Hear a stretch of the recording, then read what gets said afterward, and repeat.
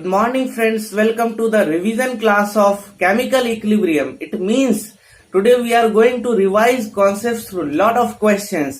लेकिन उससे पहले हमें कुछ थ्योरी रिकैप करना चाहिए, तो मैं क्विकली कुछ थ्योरी को रिकैप कर देता हूं और फिर हम क्वेश्चंस को करेंगे। तो सबसे पहला चीज जो हमें रिकैप करना चाहिए, वो सबसे पहला कॉन्सेप्ट है इस चैप्टर का, वो है law of mass action. Law of mass action क्या बोलता है कि कोई रिएक्शन है, जैसे ए बी रिएक्ट करके सी डी बनाता है, तो लॉ ऑफ मास एक्शन क्या बोलता है कि रेट ऑफ रिएक्शन वो प्रोपोर्शनल होता है। और यहाँ पे अगर ये स्टाइकोमेट्रिक कोएफिशिएंट में ऐड कर दूं तो वो बोलता है कि रेट ऑफ रिएक्शन जो प्रोपोर्शनल होता है, रिएक्शन में जो रिएक्टेंट्स होते हैं उनके कंसंट्रेशन का product raise to the stoichiometric coefficient. मतलब ये रेट ऑफ रिएक्शन प्रोपोर्शनल होता है रिएक्टेंट्स के कंसंट्रेशन के product raise to the power their stoichiometric coefficient. अब यहाँ पे जब हम प्रोपोर्शनलिटी साइन को हटाएंगे तो एक कांस्टेंट इंट्रोड्यूस करेंगे, उसको कहते हैं हम लोग रेट कांस्टेंट। तो ये हमारा के रेट कांस्टेंट है। और अगर प्रोसेस रिवर्सिबल हो, तो हम यहाँ पे लिखेंगे rate of forward reaction is equal to this, और rate of backward reaction means backward reaction के लिए तो ये फिर रिएक्टेंट होगा, तो फिर हम लिखेंगे K B C to the power C और D to the power D. ठीक है। इक्विलिब्रियम के टाइम फॉरवर्ड रेट और बैकवर्ड रेट इक्वल होता है, मीन्स रिएक्शन सेम रेट से फॉरवर्ड भी जा रहा है और बैकवर्ड भी जा रहा है, इसलिए हम कहते हैं कि इक्विलिब्रियम डायनामिक नेचर का है। तो फिर फॉरवर्ड रेट और बैकवर्ड रेट इक्वल है, तो हम लिखेंगे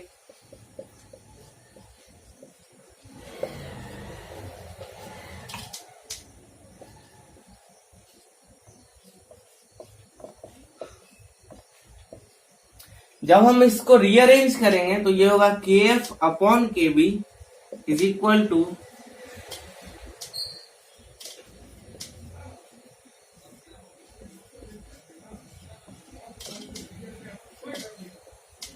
अब देखो यहाँ पे दो कांस्टेंट है हमारे पास, ये rate constant for forward reaction, rate constant for backward reaction. तो इन दोनों का डिवीजन भी एक कांस्टेंट ही होगा, उसको हम डिनोट करते हैं इक्विलिब्रियम कांस्टेंट, के इक्विलिब्रियम। तो ये एक पहली चीज थी जो हमने रिकैप करा। के इक्विलिब्रियम इस तरीके से हम लिखते हैं इस टाइप के रिएक्शन के लिए, और ये रिलेशन भी आपको ध्यान में रखना है। के इक्विलिब्रियम तो हम ऐसे लिखते ही है, लेकिन ये रिलेशन भी बहुत इंपॉर्टेंट है। के इक्विलिब्रियम इज इक्वल टू के एफ अपॉन के बी। दूसरी चीज जो हमें रिवाइज करनी है वो है रिलेशन रिएक्शन कोसेंट और चेंज इन गिव्स एनर्जी ऑफ रिएक्शन। वो बहुत ही इंपॉर्टेंट रिलेशन होता है। चेंज इन गिव्स energy of reaction is equal to standard gives energy of reaction plus are T L N Q. यहाँ पे क्यू क्या है? Reaction quotient. रिएक्शन कोसेंट क्या होता है? तो जैसे हम इक्विलिब्रियम कांस्टेंट लिखते हैं, सिमिलर वे में हम ये भी लिखते हैं, बस डिफरेंस ये है कि वहां जो कंसंट्रेशन होता है वो इक्विलिब्रियम कंसंट्रेशन होता है, लेकिन वो रिएक्शन कोसेंट के टाइम इक्विलिब्रियम कंसंट्रेशन नहीं भी हो सकता है। तो ये डिफरेंस है इक्विलिब्रियम कांस्टेंट और रिएक्शन कोसेंट में। तो ये एक बहुत ही इंपॉर्टेंट रिलेशन है। चेंज इन गिव्स energy of reaction is equal to standard change in गिव्स energy of reaction plus are T L N Q. Equilibrium के टाइम मैंने आपको बताया था जब हम थर्मोडायनेमिक सीरीज कर रहे थे कि इक्विलिब्रियम के टाइम चेंज इन गिव्स एनर्जी ऑफ रिएक्शन 0 होता है। तो हम फिर लिख सकते हैं at equilibrium standard change in गिव्स energy of reaction is equal to minus R T L N K equilibrium. Q के जगह पे हम इक्विलिब्रियम कांस्टेंट लिखेंगे। मैंने आपको बताया है कि रिएक्शन कोसेंट बिल्कुल सिमिलर वे में हम लिखते हैं जैसे इक्विलिब्रियम कांस्टेंट लिखते हैं, बस डिफरेंस ये होता है कि इक्विलिब्रियम कांस्टेंट लिखते टाइम वो इक्विलिब्रियम कंसंट्रेशन होता है और रिएक्शन कोएफिशिएंट के टाइम वो जरूरी नहीं है कि इक्विलिब्रियम कंसंट्रेशन ही हो। तो ये एक बहुत ही इंपॉर्टेंट रिलेशन है जो हमको ध्यान में रखना है। तीसरी इंपॉर्टेंट चीज वो है वन हूफ इक्वेशन। वो इस तरीके से है, ln k2 upon k1 is equal to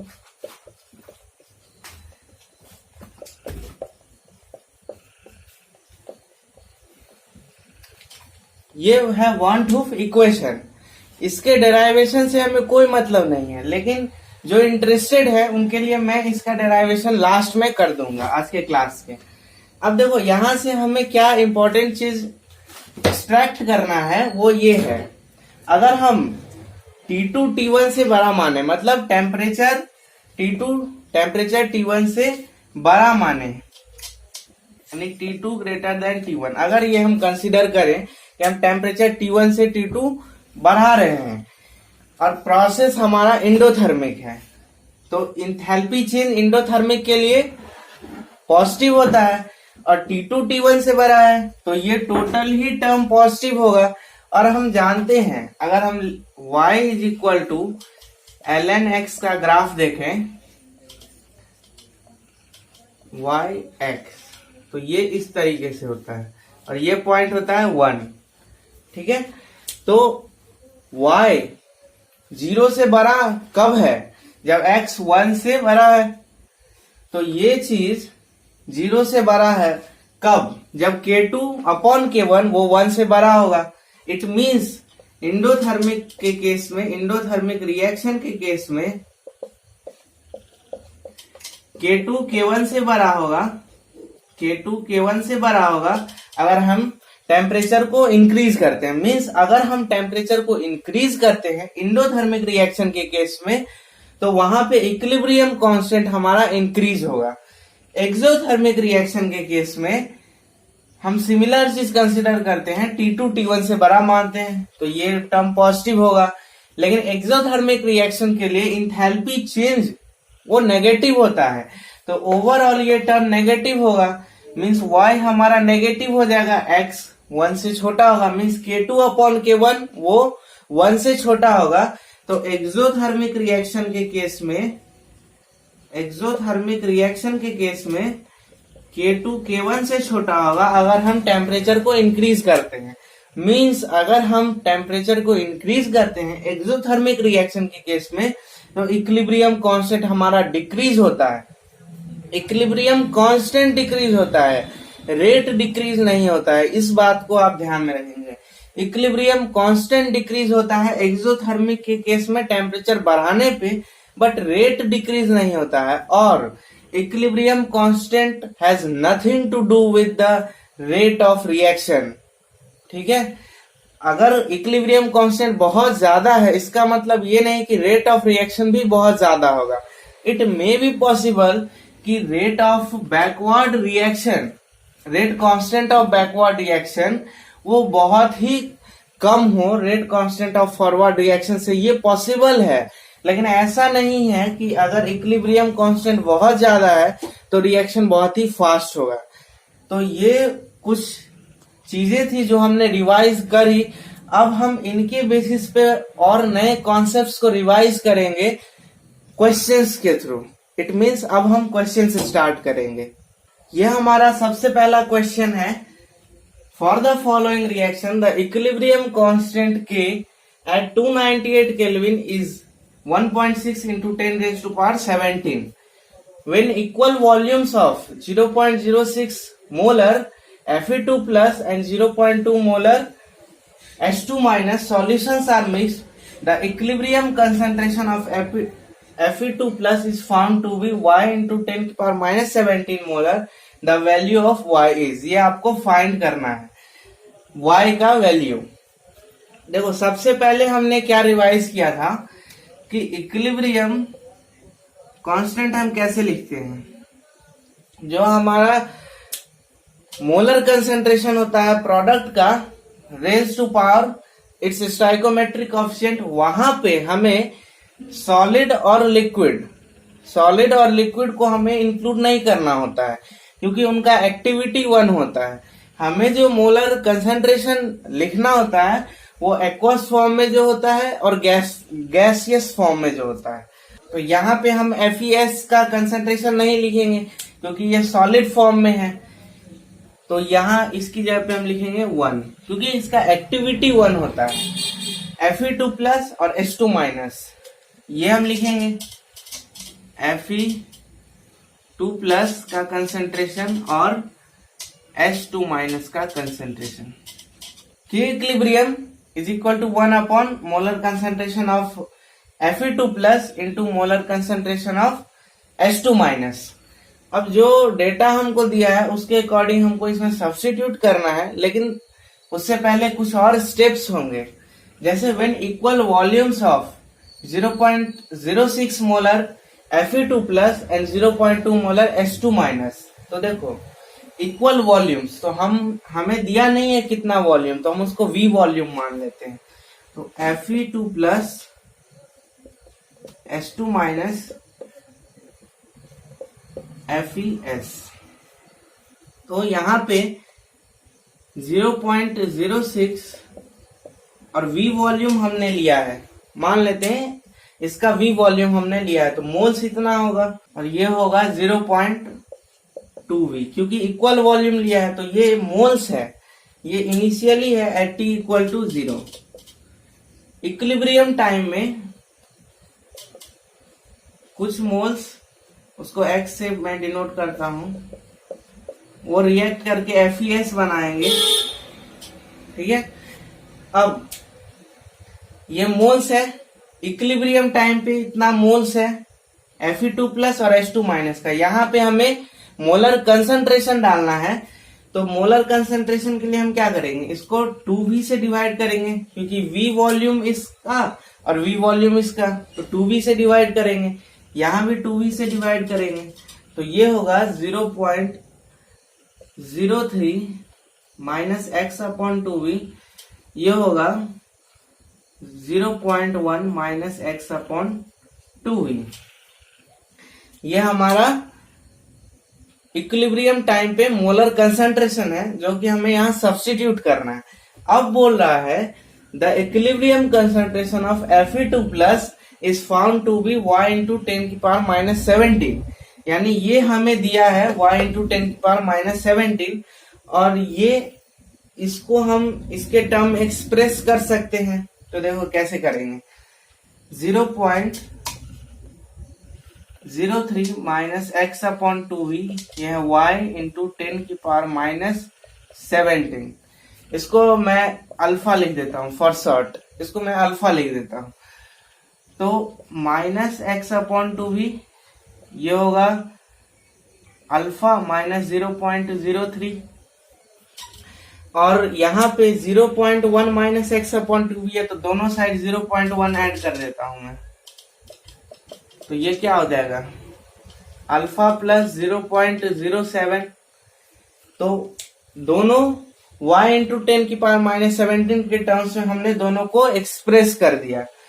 अब एक और चीज यहाँ पे हमें ध्यान देना है, वो कि इक्विलिब्रियम कांस्टेंट इस रिएक्शन के लिए बहुत ही ज्यादा है, 1.6 इंटू 10 की पावर 17, बहुत ही ज्यादा।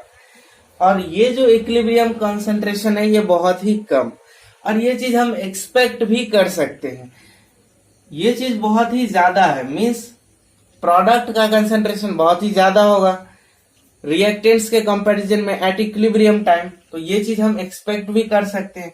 तो हम यहाँ पे क्या करेंगे, अप्रोक्सीमेशन यूज करेंगे, मींस ये तो 10 टू द पावर माइनस 17 के ऑर्डर का है, तो हम इसको इसके रिस्पेक्ट में नेग्लेक्ट कर देंगे। ये बहुत ही इंपॉर्टेंट प्रोसीजर होता है इक्विलिब्रियम क्वेश्चन को करने के लिए कि हम लोअर टर्म्स को हायर के रिस्पेक्ट में नेग्लेक्ट कर देंगे। ये 10 टू द पावर माइनस 17 मतलब 0.00 बहुत ही छोटा, 0.07 के कंपैरिजन में, तो हम उसको यहाँ नेग्लेक्ट कर देंगे ताकि हमारा क्वाड्रेटिक इक्वेशन ना बने। फिर हमें क्वाड्रेटिक इक्वेशन में रूट सॉल्व करना होगा, तो वो बहुत ही डिफिकल्ट हो जाएगा और ये बहुत ही छोटा है इसके रिस्पेक्ट में, तो हम नेग्लेक्ट करके उसको लीनियर इक्वेशन बना सकते हैं। तो देखो ये एक बहुत ही इंपॉर्टेंट आइडिया था इस क्वेश्चन से, तो मैं इसको यहां से रिमूव कर देता हूं ऊपर वाले टर्म को। ये है H2 माइनस का कंसेंट्रेशन और ये है अल्फा जो है हमारा वो Fe2 प्लस का कंसेंट्रेशन अल्फा है y इंटू 10⁻17। तो यहाँ पे हम सब्स्टिट्यूट करते हैं 1.6 into 10⁻17 is equal to 1 by alpha. ये अल्फा माना है और ये हमने अल्फा को इसके कंपैरिजन में नेग्लेक्ट कर रहे हैं हम, तो ये होगा 0.07, ये मल्टीप्लाई में है। ठीक है, अब हमारा टास्क है कि इसको सॉल्व करना है और इस टर्म में एक्सप्रेस करना है और वहां से y का वैल्यू निकालना है।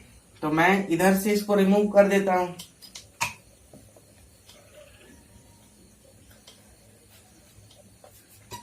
देखो अल्फा है y इंटू 10⁻17, वो इक्वल है 10⁻17 1.6 इंटू 0.07। ठीक है, तो यहां से ये और ये कैंसल हो जाएगा। जो हमारा टास्क बनेगा वो है y is equal to 1000 upon 112। अब हमें सॉल्व करना है y के लिए 1000 अपॉन 112। तो देखो अगर 112 को 9 से मल्टीप्लाई करते हैं तो ये होगा 9 to 18 और ये हो जाएगा 1008, मतलब 1008, और ये 1008 1000 से बस थोड़ा सा ही बड़ा है, तो ये 9 से थोड़ा सा छोटा होगा। तो आप इसको कैलकुलेट करेंगे तो ये आएगा 8.9 के लगभग, 9 से थोड़ा सा छोटा।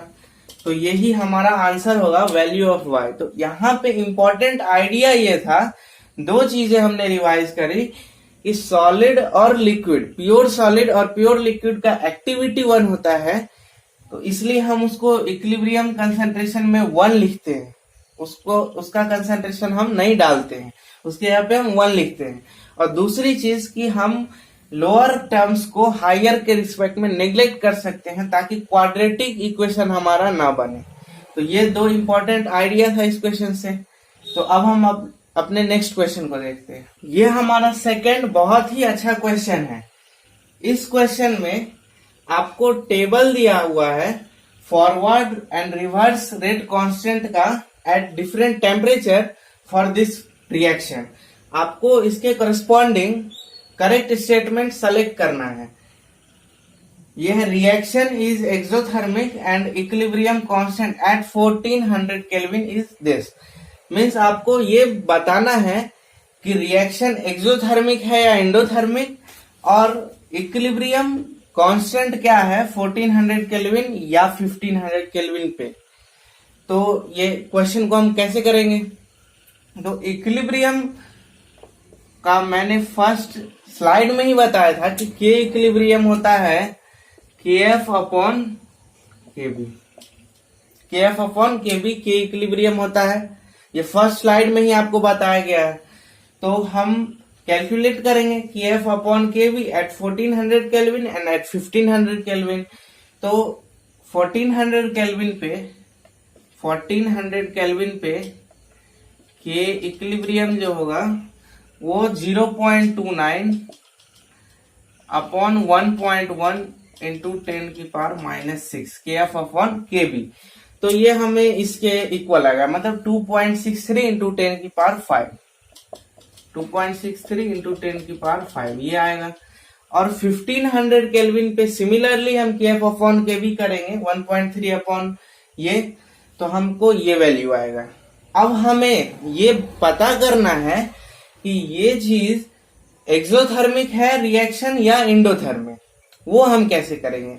इक्विलिब्रियम कांस्टेंट कैसे कैलकुलेट करेंगे, KF अपॉन KB से, ये हमने जाना, और वो 1400 पे ये आएगा और 1500 पे ये आएगा।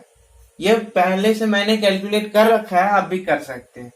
अब टेम्परेचर इंक्रीज कर रहे हैं हम 1400 से 1500। टेम्परेचर जब हम इंक्रीज कर रहे हैं तो हम देख पा रहे हैं कि इक्विलिब्रियम कांस्टेंट घट रहा है।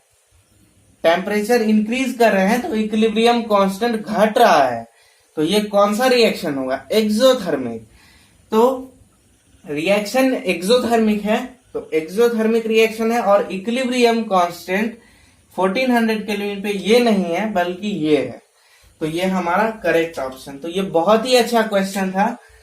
इक्विलिब्रियम कांस्टेंट हम कैलकुलेट कर सकते हैं रेट कांस्टेंट की हेल्प से, kF/kB, और अगर टेम्परेचर इंक्रीज करने से इक्विलिब्रियम कांस्टेंट घट रहा है तो वो एक्सोथर्मिक रिएक्शन होगा।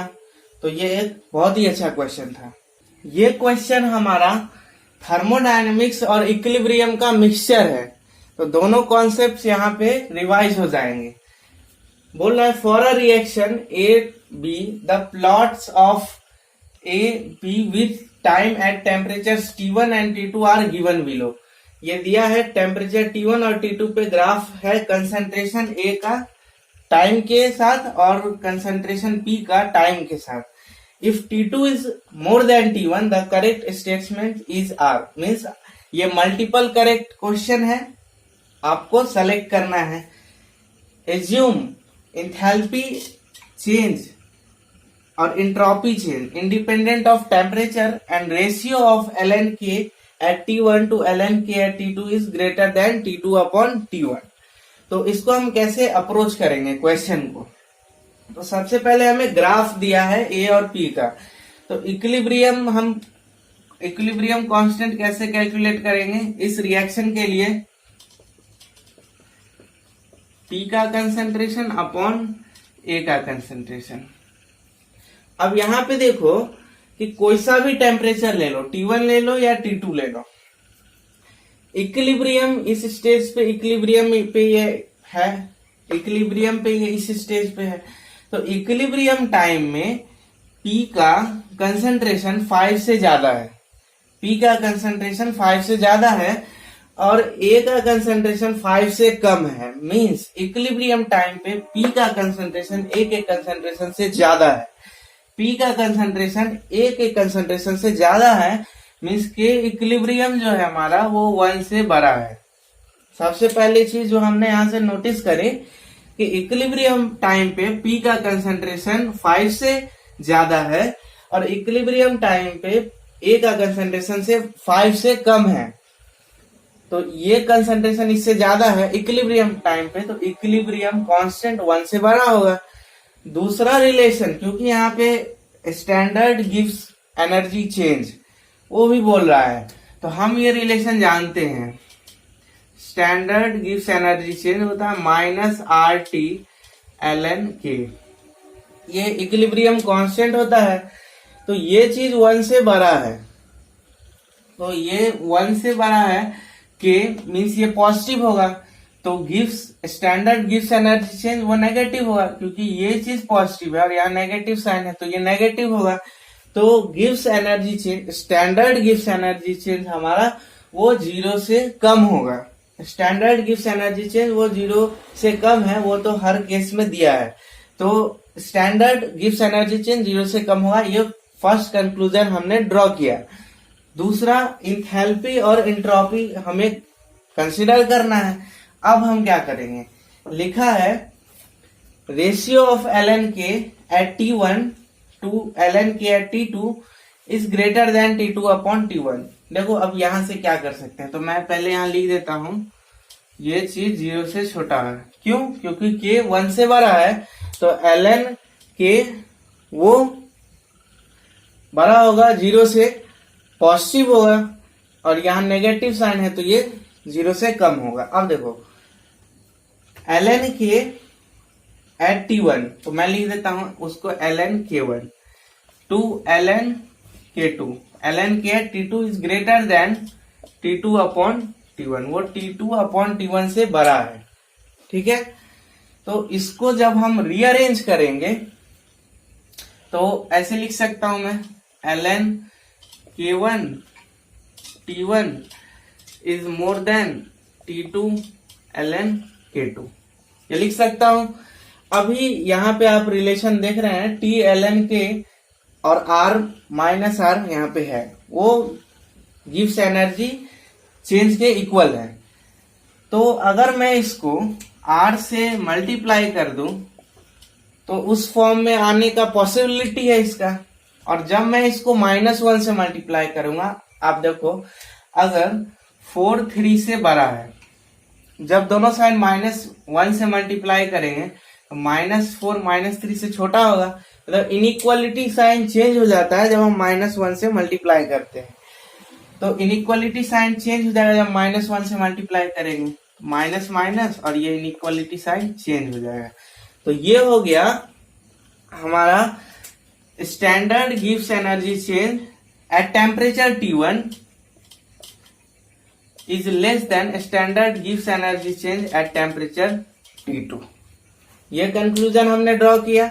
अब देखो इसकी जगह पे हम लिख सकते हैं delta H standard minus T1 del S is less than delta H standard minus T2 del S।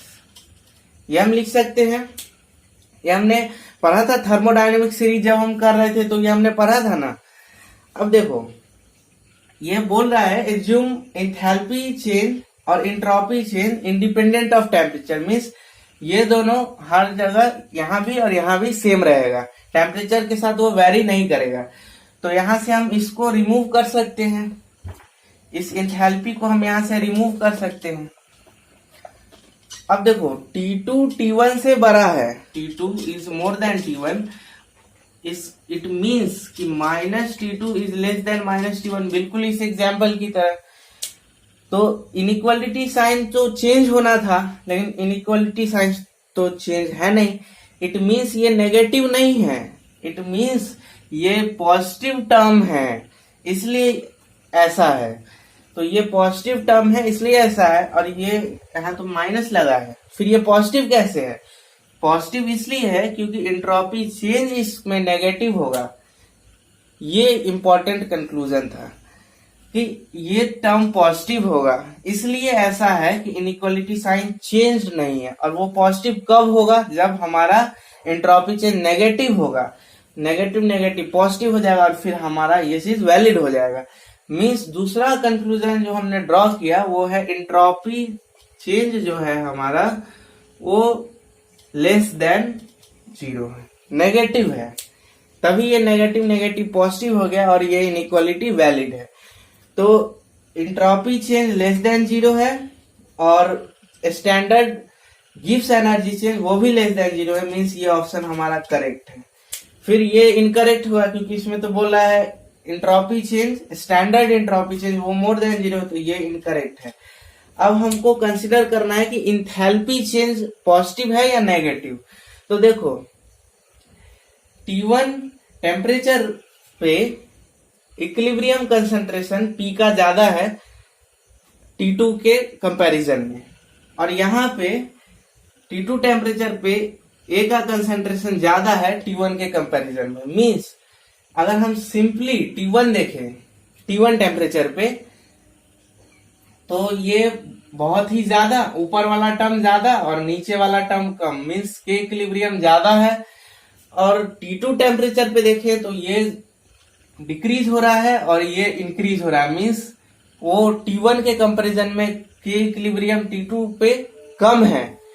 Means temperature increase कर रहे हैं हम, क्योंकि दिया हुआ T2 T1 से बड़ा है। तो टेम्परेचर जब हम इंक्रीज कर रहे हैं तो हमारा इक्विलिब्रियम कांस्टेंट डिक्रीज हो रहा है। इट मीन्स हमारा जो रिएक्शन है ये वो एक्सोथर्मिक है, क्योंकि टेम्परेचर इंक्रीज करने पे इक्विलिब्रियम कांस्टेंट डिक्रीज हो रहा है। तो इंथैल्पी चेंज उसमें क्या होगा? नेगेटिव, क्योंकि एक्सोथर्मिक है। तो एंथैल्पी चेंज नेगेटिव और एंट्रोपी चेंज भी नेगेटिव, तो ये करेक्ट है। फिर बोला एंथैल्पी चेंज मोर देन 0, तो ये तो गलत है फिर, क्योंकि ये तो फिर एंडोथर्मिक को बताएगा, जो कि है नहीं ये रिएक्शन। तो ये एक बहुत ही अच्छा क्वेश्चन था। इसमें हमने क्या रिवाइज किया? बहुत सारा कॉन्सेप्ट इसमें रिवाइज किया।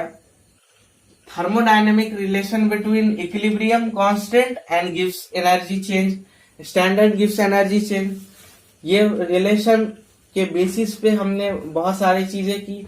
और लास्ट जो था कि टेम्परेचर इंक्रीज करने से इक्विलिब्रियम कांस्टेंट डिक्रीज होता है फॉर एक्सोथर्मिक रिएक्शन। इस क्वेश्चन में हमें Kp कैलकुलेट करना है, लेकिन उससे पहले हमें इस पैसेज को पढ़ना होगा। Thermal decomposition of gaseous X2 to gaseous X at 298 Kelvin takes place according to the following equation। इस इक्वेशन के अकॉर्डिंग ये रिएक्शन होता है। The standard reaction gives energy of this reaction is positive। इस reaction के लिए standard gives energy positive है। Means standard gives energy हम जानते हैं होता है -RT/ln(k)। और इस चीज को पॉजिटिव होने के लिए इस चीज को नेगेटिव होना होगा। इस चीज को पॉजिटिव होने के लिए इस चीज को नेगेटिव होना होगा, क्योंकि यहाँ तो एक नेगेटिव साइन प्रेजेंट है। और ये नेगेटिव कब होगा? जब इक्विलिब्रियम कांस्टेंट हमारा वो 1 से कम होगा। तो एक पॉइंट जो हमने डेराइव किया इस स्टेटमेंट से वो है कि इक्विलिब्रियम कांस्टेंट के 1 से कम होगा। ये फर्स्ट पॉइंट हमने डेराइव किया। अब बोल रहा है at the start of the reaction there is 1 mole of X2 and no X। मतलब जब रिएक्शन स्टार्ट होता है तो 1 मोल X2 रहता है और X नहीं रहता है इनिशियली। तो हम यहाँ लिख देते हैं X2 2X initially t equal to 0 पे ये 1 मोल। As the reaction proceeds, the number of moles of X formed is given by beta। जैसे रिएक्शन प्रोसीड होगा तो X फॉर्म होगा और उसके नंबर ऑफ मोल्स को हम डिनोट करेंगे बीटा से। तो जैसे अगर ये प्रोसीड होगा रिएक्शन तो 1 माइनस β/2, ये जितना कंज्यूम होगा उसका डबल ये प्रोड्यूस होगा। तो ये β/2 कंज्यूम होगा तभी तो ये बीटा फॉर्म होगा। तो इक्विलिब्रियम टाइम पे या किसी भी टाइम पे ऐसा सिचुएशन है, लेकिन हमने अभी इसको इक्विलिब्रियम के लिए लिखा है। As the reaction proceeds, the number of moles of X formed is given by beta। The reaction is carried out at a constant total pressure of 2 bar। मतलब टोटल प्रेशर 2 बार है, ये constant है। Consider the gases to behave ideally. Ideal gas हमको मानना है दोनों को। बोल रहा है the equilibrium constant Kp for this reaction at 298 kelvin in terms of beta equilibrium is. यानी हमको इक्विलिब्रियम कांस्टेंट Kp निकालना है। तो ये क्या होता है, Kp क्या होता है? देखो Kc तो हमने जाना क्या होता है। अब Kp भी सिमिलर वे में हम लिखते हैं, बस यहाँ मोलर कंसंट्रेशन की जगह पे पार्शियल प्रेशर लिखते हैं। ABCD जैसे रिएक्शन था तो हम लिखते हैं Kp partial pressure of C raise to power C, partial pressure of D raise to power its stoichiometric coefficient, partial pressure of A and partial pressure of B। तो इस तरीके से हम Kp लिखते हैं। कंडीशन ये है कि रिएक्शन गैसियस फेज में ही होना चाहिए। तो इस तरीके से हम Kp लिखते हैं। तो ये हमको निकालना है इस रिएक्शन के लिए। तो देखो यहाँ हमको मोल्स दिया है, ये मोल्स है, ये मोल्स है, और हमको Kp बोल रहा है निकालने के लिए। मीन्स हमको चाहिए होगा पार्शियल प्रेशर। मोल्स के हेल्प से हम पार्शियल प्रेशर कैसे निकालेंगे? तो हम जानते हैं पार्शियल प्रेशर होता है mole fraction of ith component into total pressure. ये हम जानते हैं partial pressure of ith component is mole fraction of ith component times total pressure. तो टोटल प्रेशर तो आपको दिया है 2 बार कांस्टेंट है। तो इस चीज का हेल्प लेना है और इस चीज का हेल्प लेके हम मोल्स से पार्शियल प्रेशर निकालेंगे और उसको इसमें सब्स्टिट्यूट करके Kp कैलकुलेट करेंगे। तो स्टेप वाइज हम काम करते हैं। तो मैं इसको यहाँ से रिमूव कर देता हूँ। तो अब हम मानते हैं कि ये इक्विलिब्रियम टाइम पे लिखा गया है, ये इक्विलिब्रियम टाइम पे लिखा गया है 1 माइनस β/2 और लास्ट में मैं बीटा की जगह पे बीटा इक्विलिब्रियम सब्स्टिट्यूट कर दूंगा। 1 माइनस β/2 और बीटा। अब देखो टोटल मोल्स कितना है इक्विलिब्रियम टाइम पे। तो टोटल मोल्स है 1 प्लस बीटा बाय 2, ये टोटल मोल्स है, टोटल मोल्स। तो अगर हम निकालें mole fraction of X2, mole fraction of X2 at equilibrium, तो ये होगा moles 2 minus beta by 2 plus beta, moles of X2 at equilibrium upon total moles. तो यह मोल फ्रैक्शन X2 का निकाल लिया हमने, mole fraction of X beta by 2 plus beta into, ये मिल गया mole fraction of X2, mole fraction of X। तो यहां से हम पार्शियल प्रेशर कैसे निकालेंगे, तो इसकी जगह पे हम अगर पार्शियल प्रेशर लिखना चाहें X2 का, तो इसको हम P से मल्टीप्लाई कर देंगे टोटल प्रेशर से, मोल फ्रैक्शन को टोटल प्रेशर से मल्टीप्लाई करेंगे। और सिमिलरली इस केस के लिए हम पार्शियल प्रेशर लिखें तो मोल फ्रैक्शन को टोटल प्रेशर से मल्टीप्लाई करेंगे। तो पार्शियल प्रेशर हमें मिल गया दोनों कंपोनेंट का एट इक्विलिब्रियम। तो Kp हम कैसे निकालेंगे, पार्शियल प्रेशर को उसमें सब्स्टिट्यूट कर देंगे। तो अब मैं इसको यहां से रिमूव कर देता हूं और Kp लिखेंगे हम कैसे, प्रोडक्ट X, उसका partial pressure raise to power its stoichiometric coefficient by partial pressure of X2, उसका स्टाइकोमेट्रिक कोएफिशिएंट 1 है तो पावर 1। अब इस चीज को यहाँ सब्स्टिट्यूट करेंगे तो ये होगा 4 beta square P square 2 plus beta का होल स्क्वायर, और ये सब्स्टिट्यूट करेंगे इसकी जगह पे तो ये होगा 2 minus beta P 2 plus beta. तो ये हमने सब्स्टिट्यूट किया।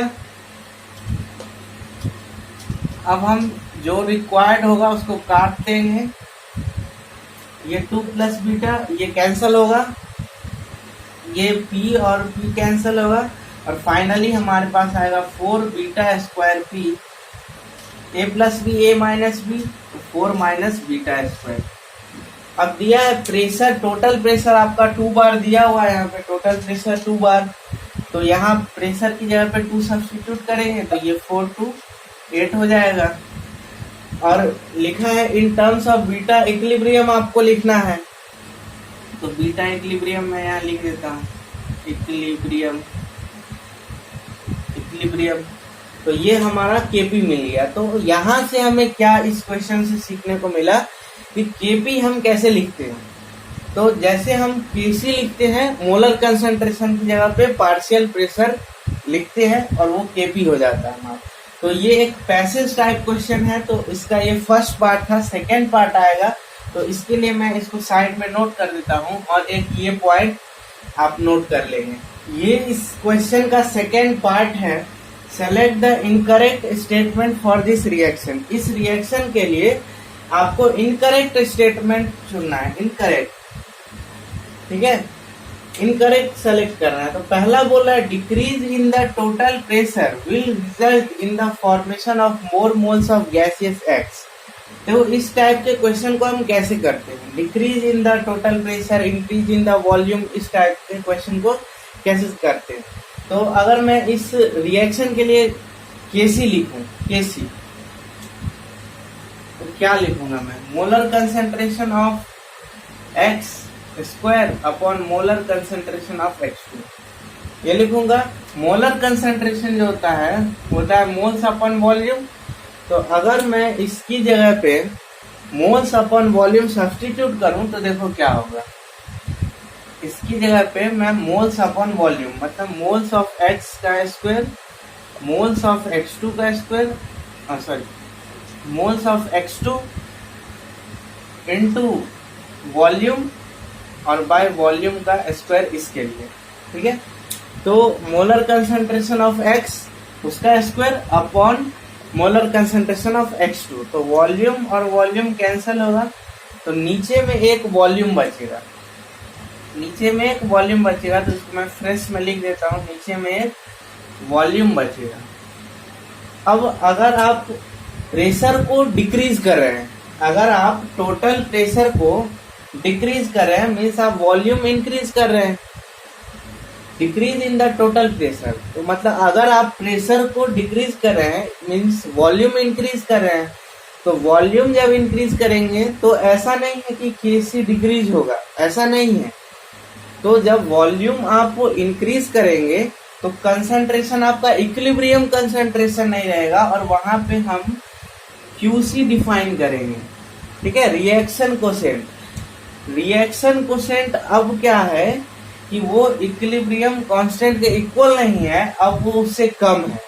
रिएक्शन कोसेंट जब वॉल्यूम आप बढ़ाएंगे तो वो इक्विलिब्रियम में नहीं रहेगा, वहां पे हम केसी नहीं लिखेंगे, वहां पे हम क्यूसी लिखेंगे। मतलब रिएक्शन कोसेंट हमारा घट गया, इक्विलिब्रियम पहले वो इक्विलिब्रियम कांस्टेंट के इक्वल था लेकिन अब वो उससे कम हो गया।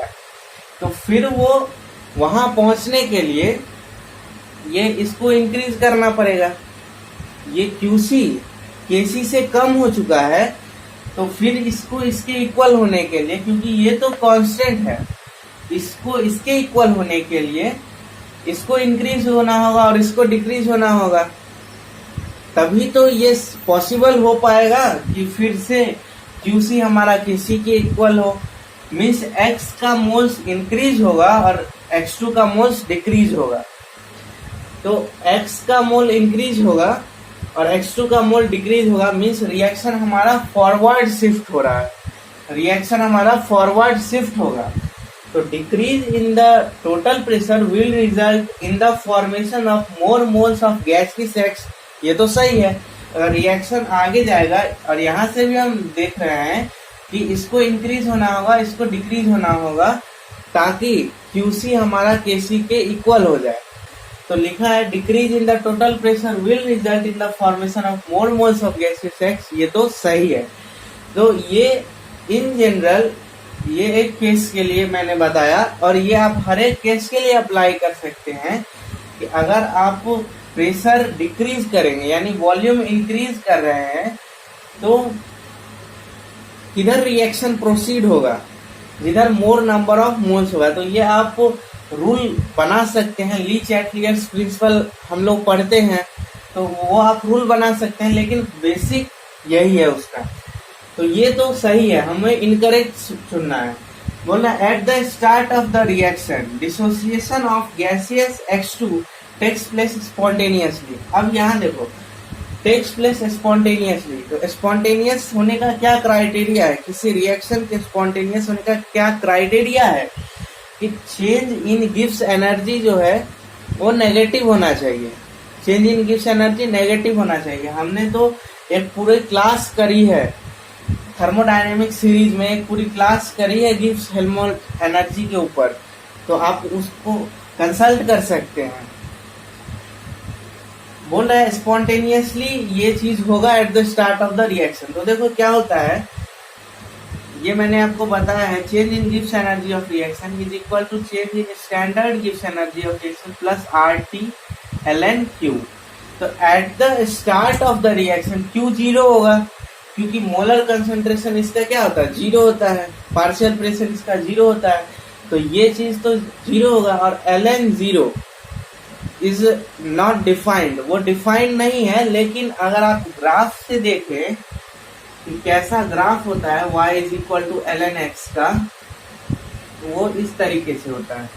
मतलब कि जब x जीरो होने लगता है तो ये नेगेटिव इन्फिनिटिव के टुवर्ड्स जाता है, वो नहीं होता, नेगेटिव इन्फिनिटी इज नथिंग, वो डिफाइंड ही नहीं है, लेकिन ये बहुत ही नेगेटिव हो जाता है। तो ये चीज बहुत ही नेगेटिव हो जाता है, तो फिर ये तो नेगेटिव होगा ही ना, तो ये नेगेटिव होगा तो प्रोसेस स्पॉन्टेनियस होगा, तो फिर ये भी सही है। At the start of the reaction dissociation of gases X2 takes place spontaneously. Third बोल रहा है बीटा इक्विलिब्रियम, मतलब इक्विलिब्रियम टाइम पे मोल्स जो होगा x का, क्योंकि बीटा हम किसको डिनोट कर रहे हैं, x के मोल्स को, तो इक्विलिब्रियम पे जो x का मोल्स है वो 0.7 होगा। अब इसको हम कैसे देखेंगे, तो देखो हमारे पास कोई ऐसा दिया नहीं है इंफॉर्मेशन जिसके हेल्प से हम ये डिटरमाइन कर सके कि इक्विलिब्रियम टाइम पे क्या कंसंट्रेशन होगा X2 और X का। तो यहाँ पे एक मेथड है, बीटा इक्विलिब्रियम 0.7 होगा या नहीं, तो ये हमने निकाला है Kp। तो ये इसको हम यहाँ पे सब्स्टिट्यूट करेंगे और ये भी हम जानते हैं कि K 1 से कम होगा, क्योंकि यहाँ लिखा है standard reaction gives energy of this reaction is positive. तो ये 1 से कम होगा और यहाँ पे हम सब्स्टिट्यूट करके देखेंगे, अगर ये 1 से बड़ा हो जाता है तो फिर ये गलत होगा, और अगर ये 1 से छोटा होता है तो फिर ये सही होगा। तो देखते हैं 0.7 वहां पे हम सब्स्टिट्यूट करके देखते हैं। 8 इंटू 0.7 का स्क्वायर 0.49 और 4 माइनस 0.49, इसको जब हम मल्टीप्लाई करेंगे तो ये आएगा 3.92 और ये आएगा 3.51। तो आप देख सकते हो कि ये 1 से बड़ा है, Kp 1 से बड़ा आ रहा है। अगर हम 0.7 इक्विलिब्रियम मोल डालते हैं X का तो ये 1 से बड़ा आ रहा है, लेकिन बताया हुआ है कि K 1 से छोटा है, मीन्स ये पॉसिबल नहीं है, तो ये गलत है हमारा। तो इनकरेक्ट है चुनना हमें, तो हमने इसको सेलेक्ट कर लिया। लास्ट बोल रहा है Kc इज लेस देन 1, तो K 1 से छोटा है तो ये फिर सही है, तो एक हमारा ये इनकरेक्ट है। तो इस क्वेश्चन से हमने कितने सारे कॉन्सेप्ट्स को रिवाइज किया। सबसे पहला Kp, दूसरा ये प्रेशर वाला ली-चैटलियर्स प्रिंसिपल का एक केस जिसमें प्रेशर को हम लोग चेंज कर रहे हैं, उसका एक केस हमने डिस्कस किया। फिर हमने देखा कि ये रिलेशन इसका कैसे यूज होता है। फिर हमने देखा कि जब इक्विलिब्रियम पे होता है तो रिलेशन होता है, उसका हेल्प कैसे हम ले सकते हैं। तो ये बहुत ही अच्छा क्वेश्चन था, इससे हमने बहुत सारे कॉन्सेप्ट्स को रिवाइज किया। ये हमारा नेक्स्ट क्वेश्चन बहुत ही इंटरेस्टिंग क्वेश्चन है। इसमें बोला है the percentage yield of ammonia as a function of time in the reaction, Haber's process वाला रिएक्शन, इसके लिए enthalpy change less than 0, means ये एक एक्सोथर्मिक रिएक्शन है। एक्सोथर्मिक रिएक्शन है at pressure P and temperature T1 is given below. मतलब ये यहाँ पे दिया हुआ है percentage yield ammonia with respect to time, ये ग्राफ दिया है at temperature T1। If this reaction is conducted at pressure P and temperature T2 with T2 greater than T1, the percent yield of ammonia as a function of time is represented by। अब देखो, जो इस question को try करना चाहते हैं खुद से, उनके लिए मैं बता देता हूँ। y एक्सिस पे परसेंटेज यील्ड है और x एक्सिस पे टाइम है हर एक ऑप्शन में। अब इस क्वेश्चन को हम कैसे कर सकते हैं, यहाँ देखो टेम्परेचर T1 पे ये ग्राफ है और टेम्परेचर T2 जो कि T1 से ज्यादा है और प्रोसेस एक्सोथर्मिक है। तो जब हम टेम्परेचर को इंक्रीज करते हैं तो एक्सोथर्मिक रिएक्शन के केस में हमारा इक्विलिब्रियम कांस्टेंट डिक्रीज होता है। तो इक्विलिब्रियम कांस्टेंट डिक्रीज होगा और रिएक्टेंट का अमाउंट तो सेम है और इक्विलिब्रियम कांस्टेंट डिक्रीज हो चुका है, तो जो हमारा इक्विलिब्रियम कंसंट्रेशन होगा अमोनिया का वो कम होगा पहले के रिस्पेक्ट में। मतलब T2 टेम्परेचर पे अमोनिया का इक्विलिब्रियम कंसंट्रेशन T1 टेम्परेचर पे जो उसका कंसंट्रेशन है उससे कम होगा। तो वैसा ग्राफ लॉजिकल होगा जिसमें टेम्परेचर T2 पे इक्विलिब्रियम कंसंट्रेशन अमोनिया का कम होगा टेम्परेचर T1 के रिस्पेक्ट में। तो यहाँ पे इस ग्राफ में टेम्परेचर T2 पे जो इक्विलिब्रियम कंसंट्रेशन है अमोनिया का वो T1 से ज्यादा है, तो ये हो नहीं सकता है। यहाँ पे देखें तो T1 पे ज्यादा है, T2 पे कम है। यहाँ पे देखें तो T1 पे ज्यादा है, T2 पे कम है।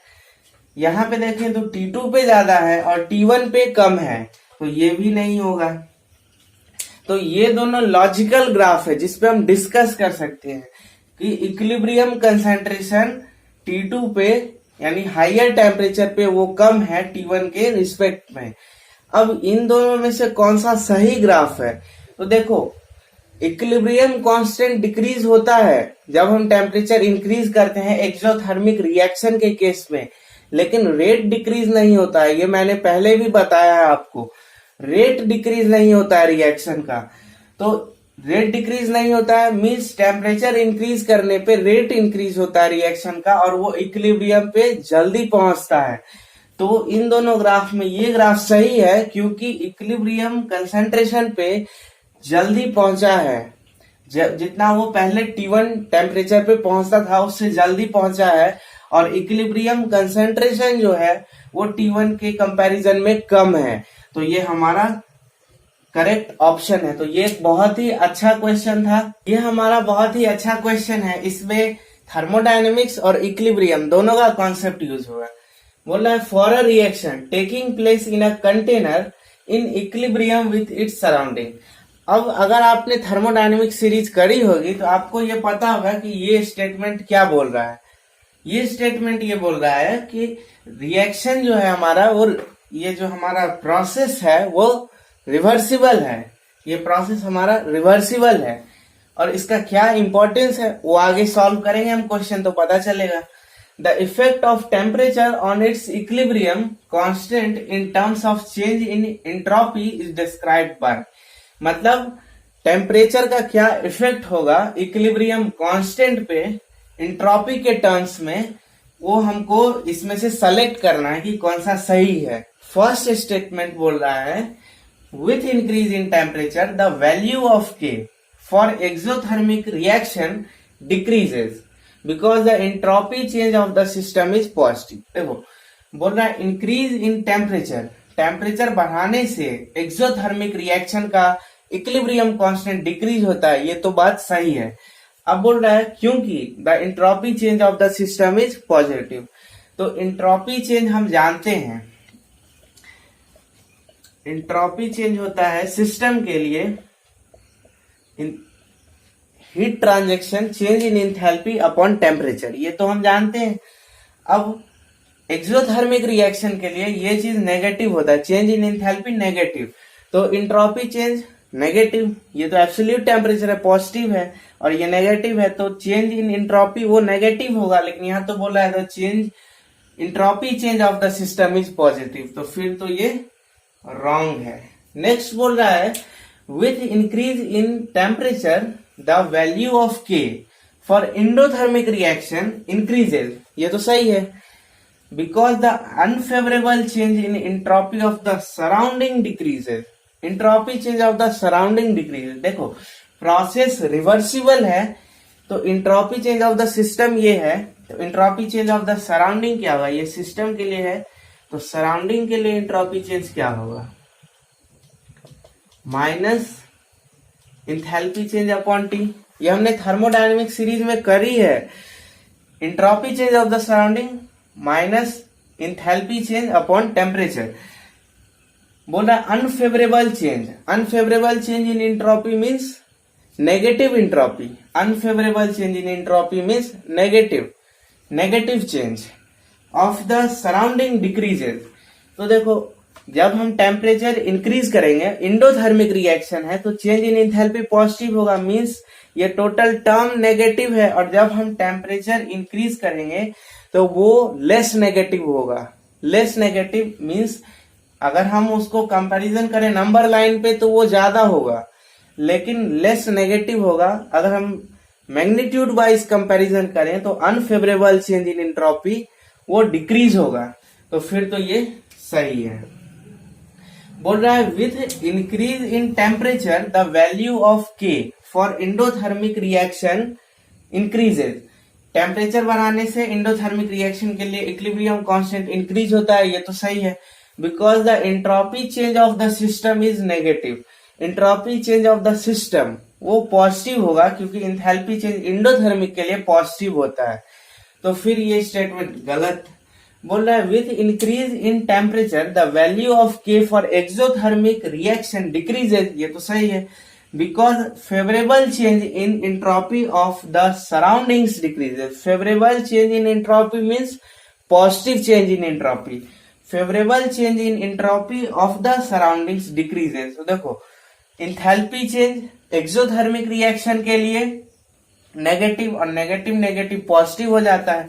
तो जब हम टेम्परेचर इंक्रीज करेंगे तो वो जीरो के टुवर्ड्स मूव करेगा, मींस जो favourable change in entropy of the surrounding है वो डिक्रीज होगा। तो फिर ये सही, तो ये एक बहुत ही अच्छा क्वेश्चन था।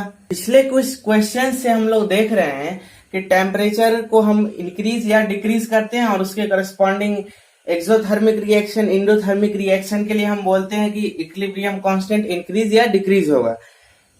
अब मैं अगर आपसे पूछूं कि इक्विलिब्रियम कांस्टेंट इंक्रीज होगा या डिक्रीज जब हम प्रेशर को चेंज करें, जब हम प्रेशर को चेंज करेंगे तो इक्विलिब्रियम कांस्टेंट पे क्या इफेक्ट होगा। तो देखो इक्विलिब्रियम कांस्टेंट पे प्रेशर का कोई इफेक्ट नहीं होगा। क्यों? क्योंकि हम लिखते हैं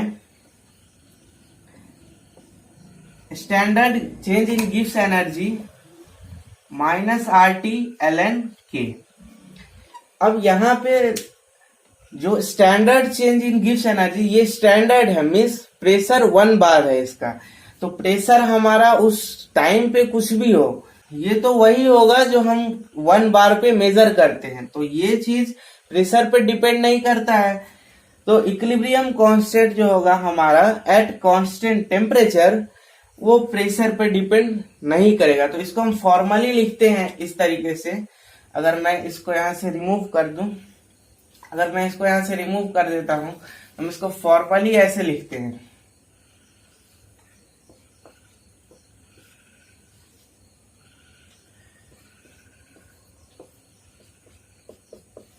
मीन्स इक्विलिब्रियम कांस्टेंट प्रेशर पे डिपेंड नहीं करेगा eight constant temperature.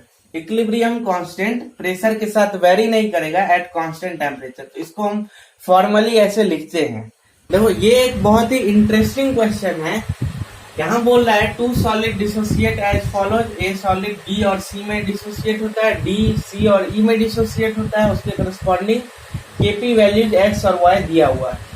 The total pressure when both the solids dissociate simultaneously is, total pressure आपको निकालना है जब दोनों सॉलिड simultaneously dissociate होगा। देखो इस क्वेश्चन को हम कैसे समझ सकते हैं, मैं एक स्पेसिफिक एग्जांपल लेके आपको बताने की कोशिश करता हूँ। ए बी और सी में डिसोसिएट होगा, डी सी और ई में डिसोसिएट होगा। इसके लिए मान लेते हैं KP1 16, इसके लिए मान लेते हैं KP2 48। मैं आपको बस समझाने की कोशिश कर रहा हूँ ताकि आपको ये क्लियर हो जाए कि मैं वैसा क्यों कर रहा हूँ।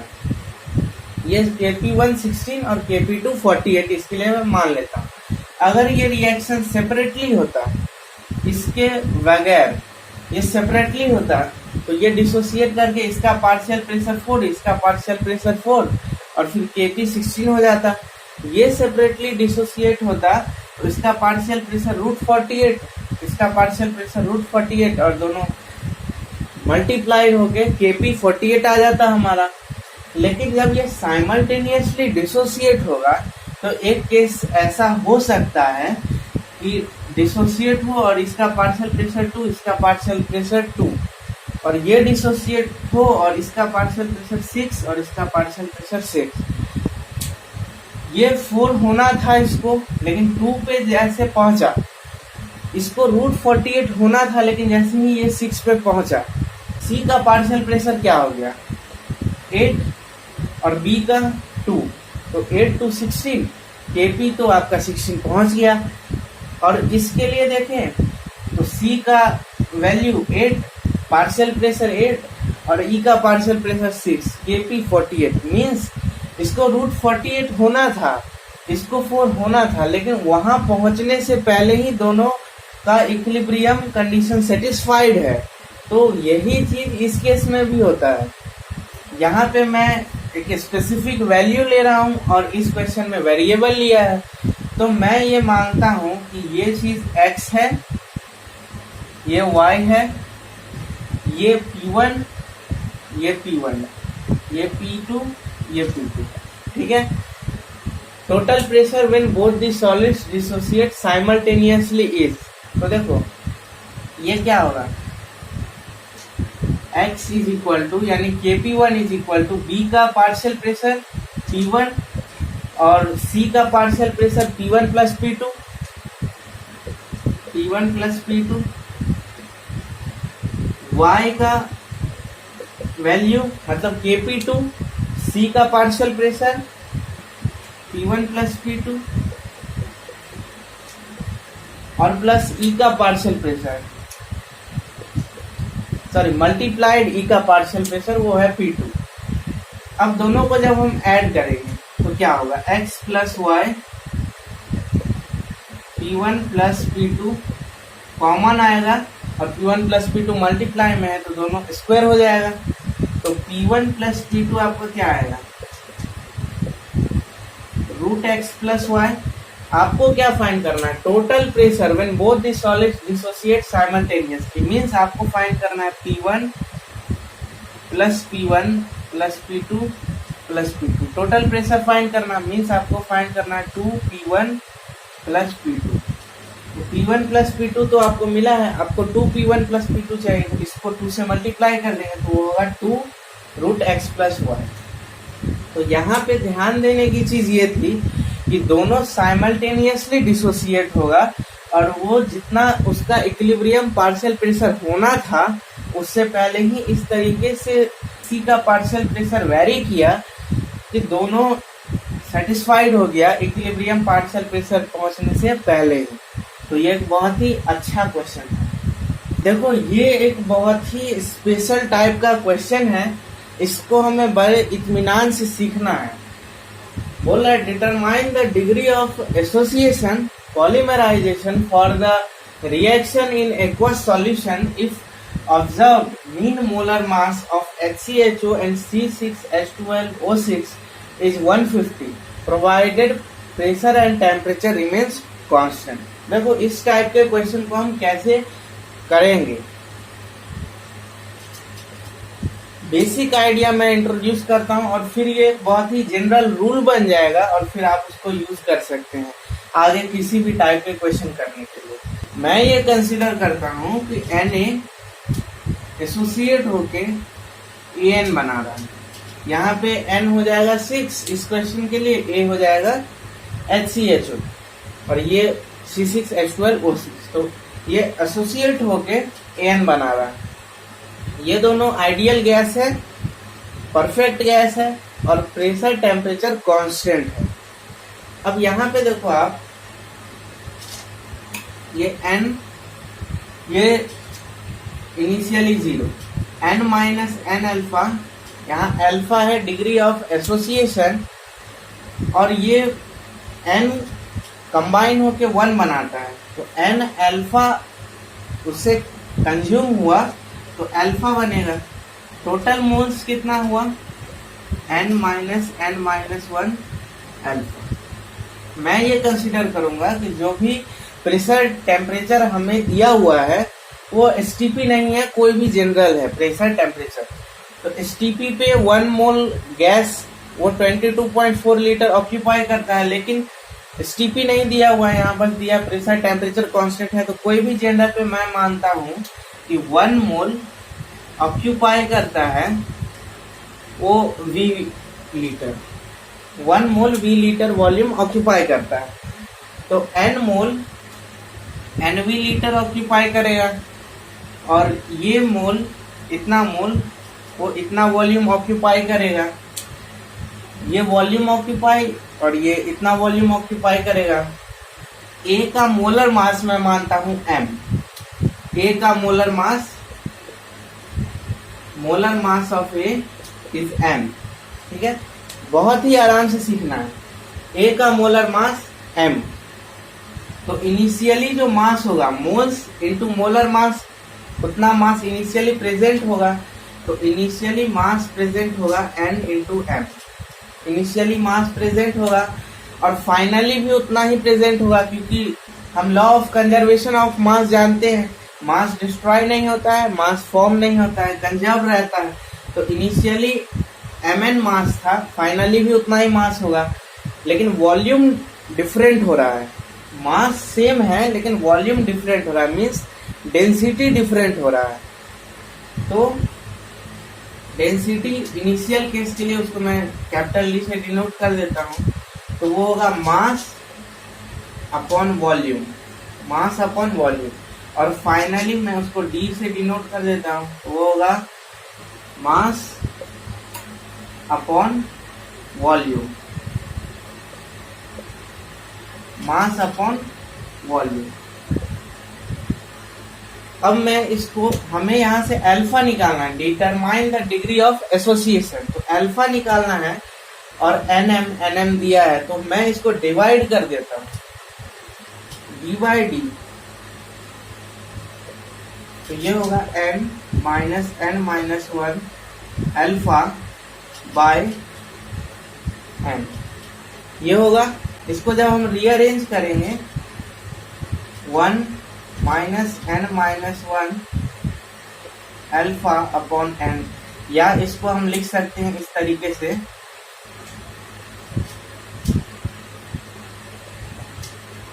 1 minus one by n alpha. फिर हम इसको इस साइड लाएंगे, इसको इस साइड लाएंगे, तो ये होगा d minus D by D 1 minus one by n alpha. अब यहां से हमें अल्फा निकालना है, अल्फा क्या होगा, capital D minus D 1 by n minus one into D. यहाँ ऊपर से माइनस लेके मैंने इधर ट्रांसपोज कर दिया, तो ये आ गया, तो ये अल्फा हमें मिल गया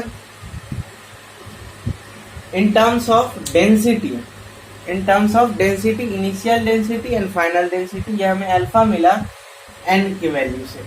तो ये एक फॉर्मूला है, जब हमें डेंसिटी नोन होगा तब के लिए ये फॉर्मूला है, और एसोसिएशन हो रहा है।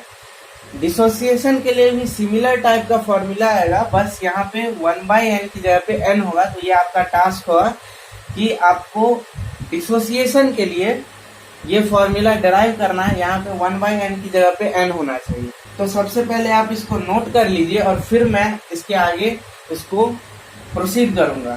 देखो, अब हम जानते हैं D R T upon P is equal to molar mass, तो D is equal to M P by R T. यहाँ पे m है molar mass, p pressure, r और t r constant, gas constant, t temperature. p और t देखो यहाँ constant दिया हुआ है, ये कंडीशन इम्पोज है कि प्रेशर और टेम्परेचर कांस्टेंट है, मीन्स ये पार्ट हमारा कांस्टेंट है। तो d और m, तो मैं इसको लिख देता हूँ d टू के एम। अब ये d डेंसिटी है, m मोलर मास है, तो d की जगह पे कैपिटल D जो कि इनिशियल डेंसिटी है, वहां पे होगा k into m, molar mass इसका दिया है m, और स्मॉल d क्या होगा k, क्योंकि p r t वो कांस्टेंट ही है सबके लिए।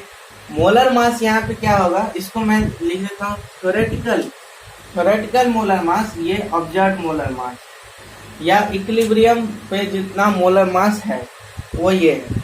इसको वहां सब्स्टिट्यूट करूंगा तो के तो हर जगह से आके कैंसल हो जाएगा, और यहाँ पे जो बचेगा होगा alpha is equal to m theoretical minus m observe by 1 by n minus one into m observe. तो ये दो बहुत ही इम्पोर्टेंट रिलेशन है कि हम डिग्री ऑफ एसोसिएशन कैसे कैलकुलेट कर सकते हैं इन टर्म्स ऑफ मोलर मास। जैसा इस क्वेश्चन में दिया है, मोलर मास दिया है इक्विलिब्रियम टाइम पे, और इनिशियली जो मोलर मास है वो हमको पता होता है, HCHO का जैसे 30 होता है, तो उसके हेल्प से हम डिग्री ऑफ एसोसिएशन निकाल सकते हैं। सिमिलरली हम डिग्री ऑफ डिसोसिएशन निकाल सकते हैं, प्रोसीजर आपको नोन है। तो आपका ये टास्क है कि आपको ये दोनों फॉर्मूला डिसोसिएशन के केस में निकालना है। डिफरेंस क्या है कि 1 बाई n की जगह पे उसमें n होगा। अब देखो मैं इसका यूज इसमें कैसे करता हूँ। अल्फा हमें कैलकुलेट करना है m theoretical minus m observe. Theoretical molar mass 30 HCHO का, alpha equal to 30 minus observed molar mass 150 1/n minus 1, 1/6 minus 1 upon m observe, वो है 150। तो ये होगा 120 अपॉन 150 5 इंटू 6, ये आपको आएगा 24 अपॉन 25 और ये 0.96 के इक्वल। तो ये एक सिंपल सब्स्टिट्यूशन क्वेश्चन था इस फॉर्मूले का, लेकिन ये फॉर्मूला कहाँ से आया, ये फॉर्मूला होता भी है, ये हमको जानने का मौका मिला इस क्वेश्चन से। तो ये आपका टास्क है कि आपको डिसोसिएशन के लिए यही फॉर्मूला कैलकुलेट करना है और जो प्रोसीजर है वो सेम रहेगा। ये कंडीशन आपको ध्यान रखना है कि प्रेशर टेम्परेचर कांस्टेंट रहना चाहिए और आइडियल गैस मान के हमने चीजों को डराइव किया है। ये क्वेश्चन पिछले क्वेश्चन का ही एक एप्लीकेशन है, सेम फॉर्मूले पे बेस्ड है, बस यहाँ पे प्रेजेंट करने का तरीका थोड़ा सा अच्छा, थोड़ा सा डिफरेंट है। Rate of diffusion of ozonised oxygen is 0.4 times that of pure oxygen. What is the percent degree of association of oxygen assuming pure O2 in the sample initially? देखो यहाँ बोल रहा है कि ऑक्सीजन एसोसिएट होके ozone बना रहा है। इनिशियली ऑक्सीजन ही प्रेजेंट था, प्योर ऑक्सीजन प्रेजेंट था, ये एसोसिएट होके ओजोन बना रहा है। और इस मिक्सचर के लिए जो रेट ऑफ डिफ्यूजन है वो 0.4 टाइम्स है प्योर ऑक्सीजन के। तो हम ग्राहम्स लॉ ऑफ डिफ्यूजन से जानते हैं rate of diffusion is inversely proportional to square root of molar mass. तो हम क्या करेंगे, R mix upon RO2 is equal to root over molar mass of oxygen plus molar mass of mixture.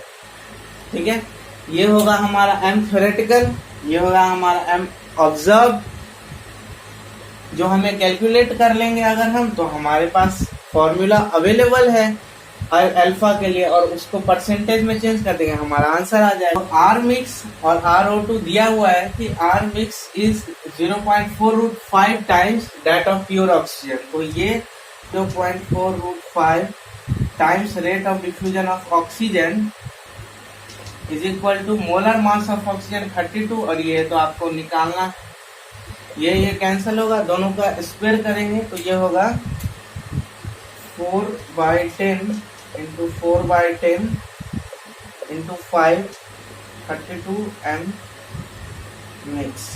तो ये होगा 5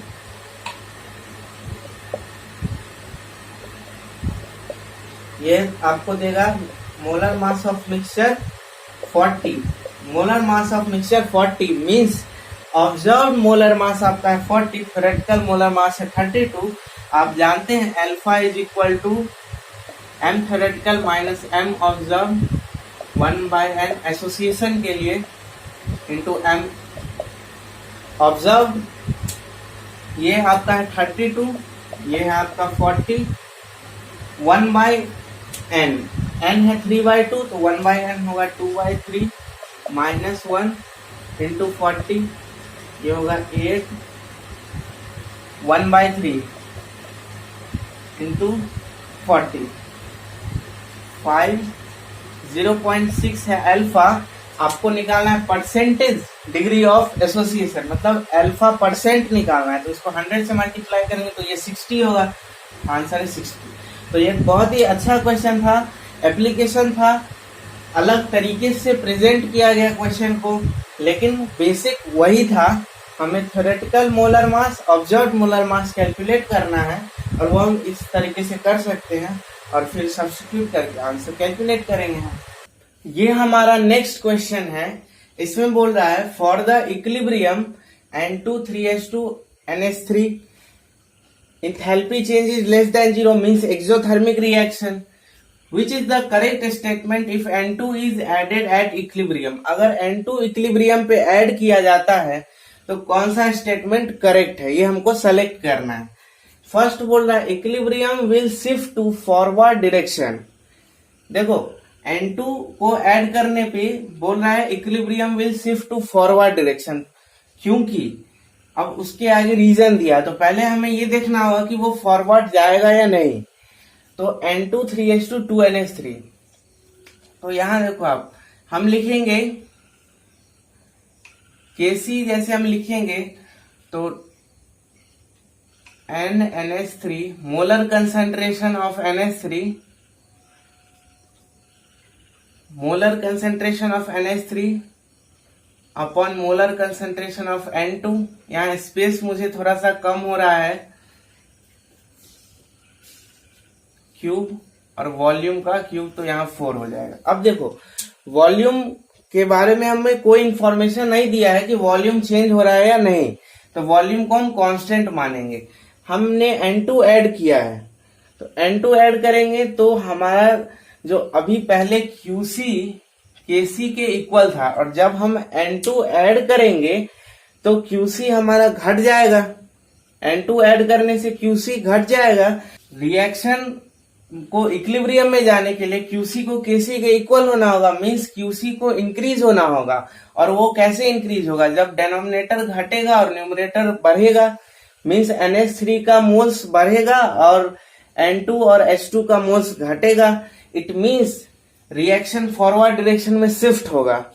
it means reaction forward direction में shift होगा और वो इक्विलिब्रियम फिर से अटेन करेगा। तो ये तो सही है, फिर equilibrium will shift to forward direction. अब बोल रहा है because according to second law of thermodynamics the entropy must increase in the direction of spontaneous reaction. तो सेकेंड स्टेटमेंट भी खुद में सही है कि एंट्रोपी इंक्रीज होता है स्पॉन्टेनियस चेंज के डायरेक्शन में, लेकिन ये स्टेटमेंट, इस स्टेटमेंट का सही रीजन है या नहीं? तो देखो अगर फॉरवर्ड डायरेक्शन में हम जाएं तो वहां पे एंट्रोपी इंक्रीज नहीं हो रहा है। फॉरवर्ड डायरेक्शन में जाने पे एंट्रोपी इंक्रीज नहीं हो रहा है, क्योंकि जो हमारा रैंडमनेस है, नंबर ऑफ गैसियस मोल्स, वो घट रहा है। तो और रीजन क्या है इसका फॉरवर्ड डायरेक्शन में जाने का, वो तो हम यहाँ देख रहे हैं। तो फिर ये सही रीजन नहीं है। दोनों स्टेटमेंट खुद में सही है, लेकिन ये इसका सही रीजन नहीं है। तो ये हमारा इनकरेक्ट ऑप्शन। सेकेंड बोल रहा है the catalyst will increase the rate of forward reaction by alpha and that of backward reaction by beta. तो catalyst will increase the rate of forward reaction by alpha and that of backward reaction by beta. Catalyst क्या होता है?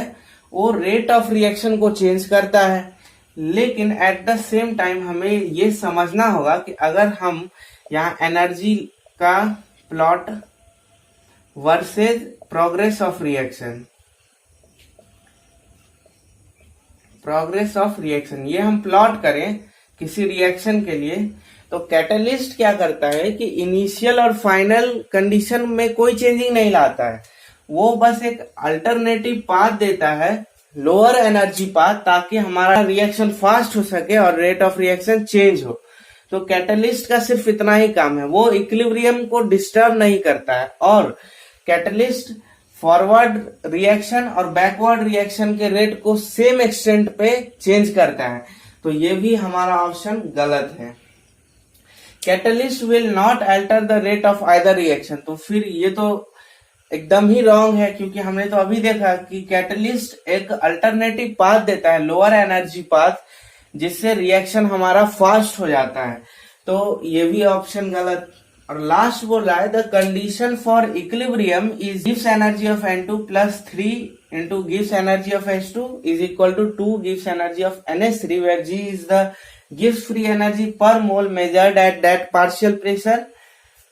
The condition of equilibrium is unaffected by the use of catalyst, which increases the rate of both forward and backward reaction to the same extent. तो ये तो मैंने अभी आपको बताया सेकेंड स्टेटमेंट कि कैटलिस्ट बैकवर्ड और फॉरवर्ड रिएक्शन के रेट को सेम एक्सटेंट पे इंक्रीज करता है।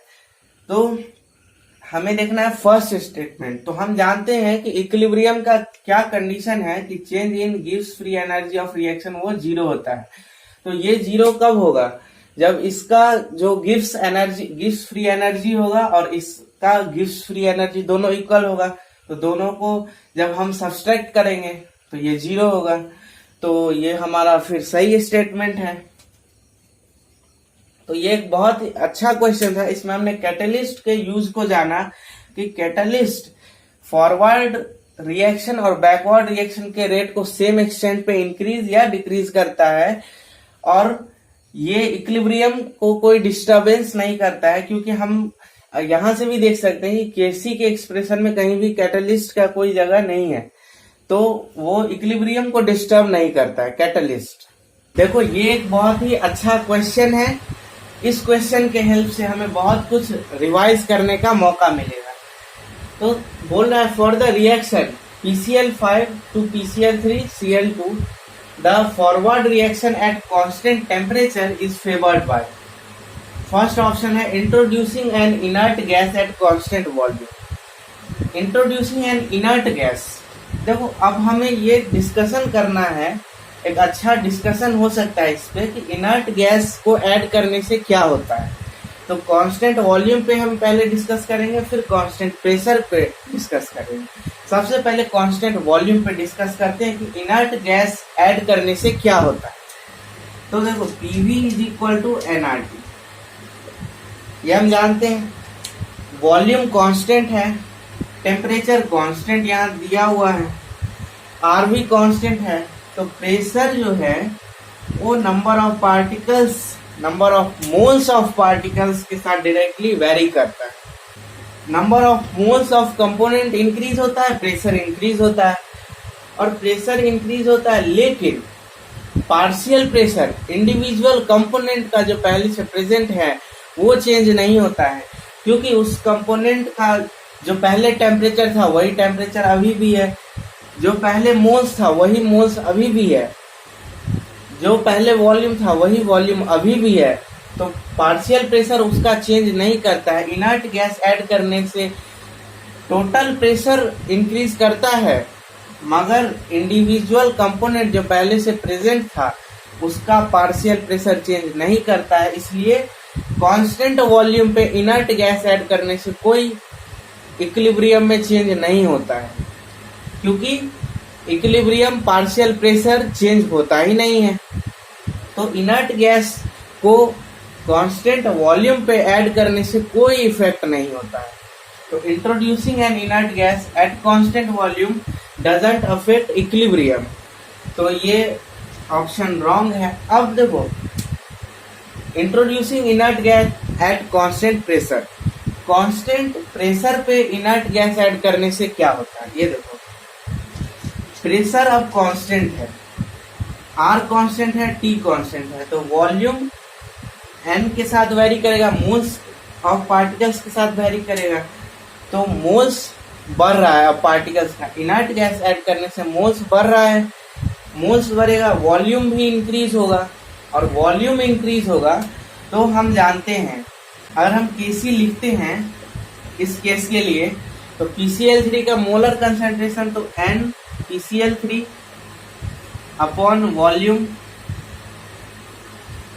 Cl2 N Cl2 upon volume N PCl5 upon volume, तो वॉल्यूम वॉल्यूम कैंसल, और Kc और वॉल्यूम। ऐसा नहीं है कि वॉल्यूम बढ़ाएंगे तो Kc चेंज होगा, Kc नहीं चेंज होगा। ये इक्विलिब्रियम के लिए ये चीज है, जब हम वॉल्यूम में चेंजिंग करेंगे तो हम वहां पे रिएक्शन कोसेंट की बात करते हैं, ऐसा हम पीछे भी कर चुके हैं। तो रिएक्शन कोसेंट, अब देखो वॉल्यूम इंक्रीज होगा इनर्ट गैस ऐड करने से, तो वॉल्यूम इंक्रीज करेंगे तो रिएक्शन कोसेंट, जो पहले इक्विलिब्रियम कांस्टेंट और रिएक्शन कोसेंट इक्वल था, अब रिएक्शन कोसेंट जो है वो डिक्रीज हो चुका है, वो Kc से कम है, वो Kc से कम है।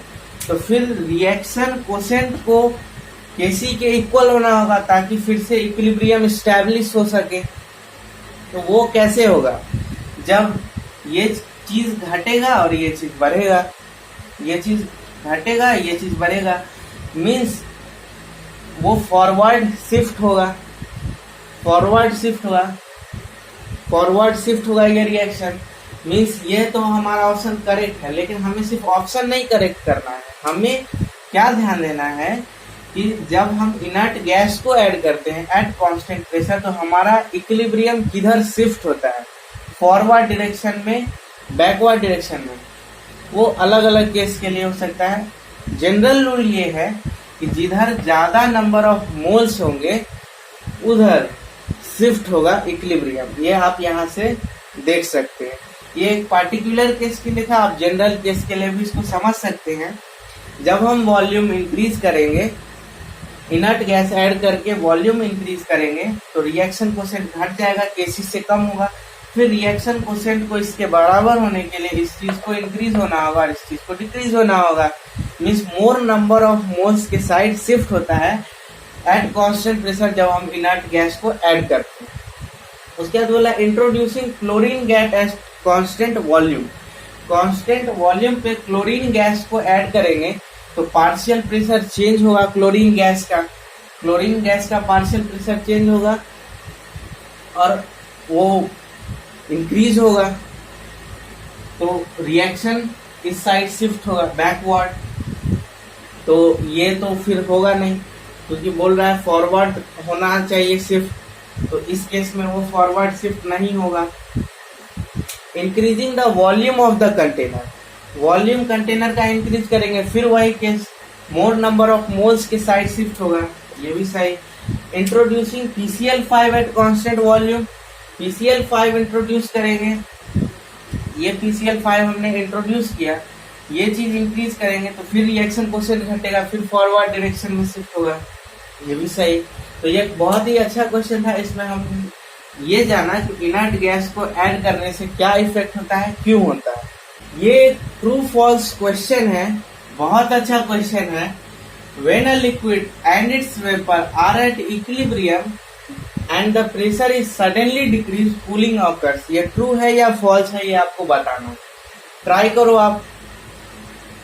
देखो, लिक्विड और वेपर इक्विलिब्रियम में, लिक्विड और वेपर इक्विलिब्रियम में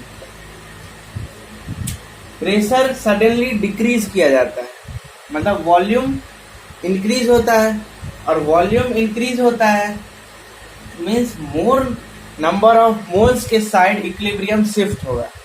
ये हम पिछले कुछ क्वेश्चन से देख चुके हैं। तो प्रेशर सडनली डिक्रीज होने से वॉल्यूम इंक्रीज होगा, और वॉल्यूम इंक्रीज होने से equilibrium more number of moles के साइड शिफ्ट होगा, तो वेपर के साइड इक्विलिब्रियम शिफ्ट होगा। और जब वेपर बनेगा, लिक्विड से वेपर बनेगा, तो ये एक इंडोथर्मिक प्रोसेस होता है। लिक्विड से वेपर बनना एक इंडोथर्मिक प्रोसेस होता है। तो वो सराउंडिंग से हीट एनर्जी एब्जॉर्ब करके वेपर बनेगा, और सराउंडिंग से जब हीट एनर्जी एब्जॉर्ब करेगा तो कूलिंग होगा। तो ये हमारा स्टेटमेंट बिल्कुल सही है, और ये एक बहुत ही कंसेप्चुअल क्वेश्चन था। मैंने आपसे शुरुआत में प्रॉमिस किया था कि मैं लास्ट में वान हूफ इक्वेशन का प्रूफ बताऊंगा, तो अब मैं वान हूफ इक्वेशन का प्रूफ बताने वाला हूं। देखो, हमने थर्मोडायनेमिक सीरीज में ये चीज पढ़ा था, at constant pressure is equal to negative of entropy. ये हमने पढ़ा था थर्मोडायनेमिक सीरीज में। अब ये हम जानते हैं G is equal to H minus TS, तो हम यहां से लिख सकते हैं G माइनस H upon T is equal to minus S। इसको हम यहां सब्स्टिट्यूट करेंगे तो ये होगा dG अपॉन dt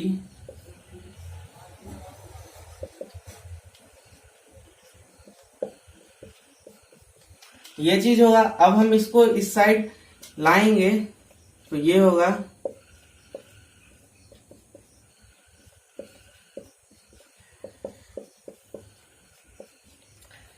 तो ये एक हमारे पास इक्वेशन आया। अब हम क्या करेंगे कि इस चीज को टेम्परेचर के रिस्पेक्ट में पार्शियली डिफरेंशिएट करेंगे एट कांस्टेंट प्रेशर। यहां हम प्रोडक्ट रूल का यूज करेंगे 1/T और G के लिए।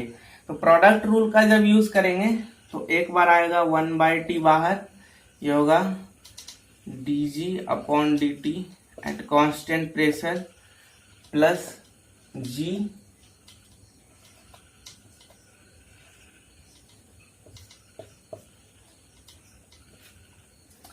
यहाँ पे ये पार्शियल डिफरेंशिएशन है और ये कंप्लीट डिफरेंशिएशन है, क्योंकि टेम्परेचर प्रेशर पे डिपेंड नहीं करता है।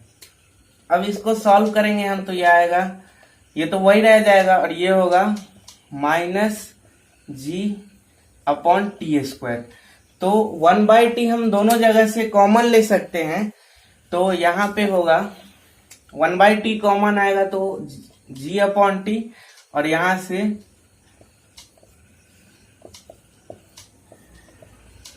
और 1/t हमने कॉमन लिया है। अब देखो इस चीज का वैल्यू हम यहां से सब्स्टिट्यूट कर सकते हैं, -h/t, तो ये होगा -h/t²। तो ये हमारे पास आया finally dg at constant pressure is equal to -h/t²। इसको हम लोग कहते हैं Gibbs Helmholtz equation. Gibbs Helmholtz equation. तो ये इक्वेशन हमें ध्यान रखना है और इसको हम चेंज के लिए भी लिख सकते हैं। मीन्स यहाँ पे मैं ये भी कर सकता हूं, चेंज के लिए भी हम लिख सकते हैं और जैसे फॉर्मली लिखा होता है वैसे भी हो सकता है। इसको कहते हैं गिब्स हेल्महोल्ट्ज इक्वेशन। अब इसका यूज मैं करूंगा उसको डेराइव करने में। ये आप नोट कर लीजिए, मैं इसको यहां से रिमूव कर रहा हूं। अब देखो हम जानते हैं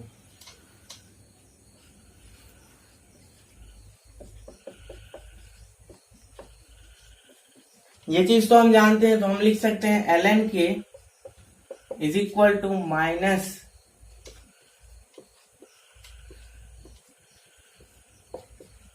ये हम लिख सकते हैं। इसको जब हम डिफरेंशिएट करेंगे टेम्परेचर के रिस्पेक्ट में,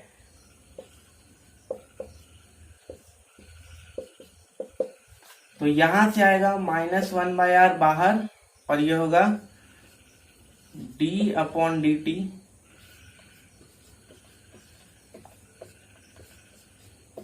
देखो यहाँ पे दोनों साइड कंप्लीट डिफरेंशियल है, दोनों साइड कंप्लीट डिफरेंशियल है क्योंकि ln k और ये दोनों प्रेशर से इंडिपेंडेंट है। ये तो अभी आपको बताया गया पीछे। तो फिर इसके जगह पे हम यहां से लिख सकते हैं -1/r, तो यहां से और यहां से आएगा -standard/t²। ये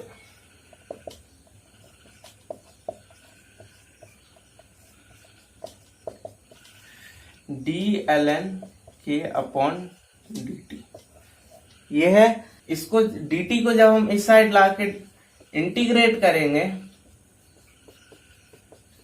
तो हमारे पास आएगा वन टू इक्वेशन RT² हुआ यहाँ पे,